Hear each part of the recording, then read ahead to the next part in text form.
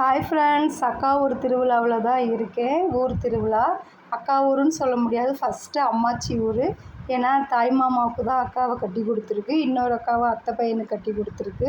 இங்கே வந்து கொடி ஏற்றிட்டாலே திருவிழான்னு கொடியேற்றி மறுநாள்லேருந்தே செம்மையாக இருக்கும். அன்றைக்கி சாயந்தரத்துலேருந்தே பயங்கரமாக இருக்கும். இங்கே திருவிழா, ஒயிலாட்டம், டான்ஸ் எல்லாமே செம்மையாக இருக்கும். இந்த கிராமத்தில் நம்ம பார்க்குற அந்த திருவிழா வந்து இங்கே அவ்வளோ ஒரு இயற்கையாக சூப்பராக பண்ணுவாங்க.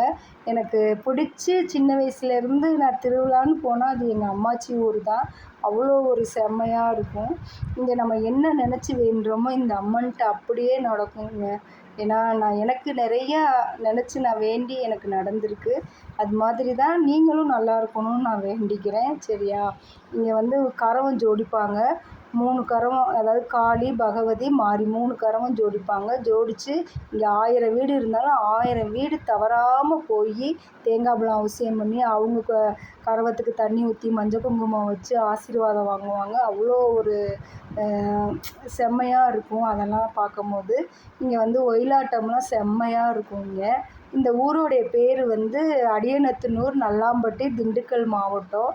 வந்தால் நீங்கள் இந்த கோயிலுக்கு வந்து பாருங்கள் ஃப்ரெண்ட்ஸ். செம்ம ஒரு சக்தி வாய்ந்த கோயில் எங்கள் கோயில். சரிங்களா? நம்ம கோயில். நீங்களும் வந்து சாமி கும்பிடுங்க.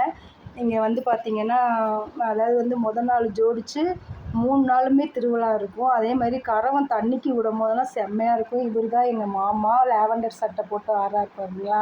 இவரெலாம் சின்ன வயசுலேருந்தே இந்த ஒயிலாட்டம் ஆடிட்டு இத்தனை வயசாகி எனர்ஜியாக தான் இருப்பார். இவங்க தான் அக்கா, பெரியக்கா வீட்டுக்கு ஃபஸ்ட்டு வந்துட்டு அடுத்து சின்னக்கா வீட்டுக்கு போகணும். இப்போ பாருங்கள், முளைப்பாரிலாம் எவ்வளோ செம்மையாக இருக்குதுன்னு பாருங்கள். சின்னக்காவை நீங்கள் ஏற்கனவே வீடியோவில் பார்த்துருப்பீங்க ஃப்ரெண்ட்ஸ். சரி ஃப்ரெண்ட்ஸ், பாய். அடுத்து